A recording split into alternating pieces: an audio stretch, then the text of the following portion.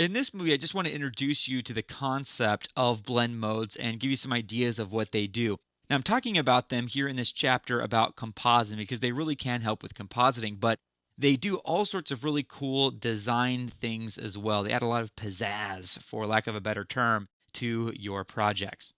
Now, I have here this footage from greenlayers.com. This is actually probably one of the greatest exercise files I've ever created of this puppet who pulls out a gun and shoots it and nods confidently. And then we also have this footage from detonationfilms.com. Now, what I'm going to do is I'm just going to double click this layer so we can see it in the layer panel. And it's basically a gunshot here. I'm going to go back to the composition panel. Now, because of where the layer is positioned, the black of the Detonation Films gunshot footage is over the puppet footage. So we're not seeing the gun here. And what we need to do is get rid of that black background. Now, we could use a keying effect to get rid of this, but chances are we're going to have a hard time keeping these fine details, the smoke and the sparks and all of that.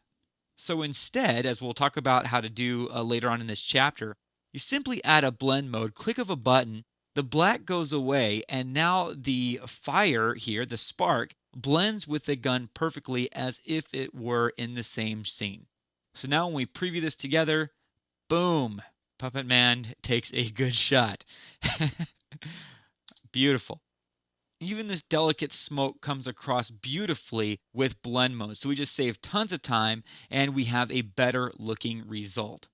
Here's another example we'll look at later in this chapter, blending textures. I have a simple black and red gradient here. And then I have another layer with this very interesting pattern using the CC Kaleida effect. And if I want to put this texture onto this colored background, again, I could simply change the blend mode, and a click of a button, I have a very interesting background pattern now. So let's check out the next few movies on blend modes and dig a little deeper into what they can do.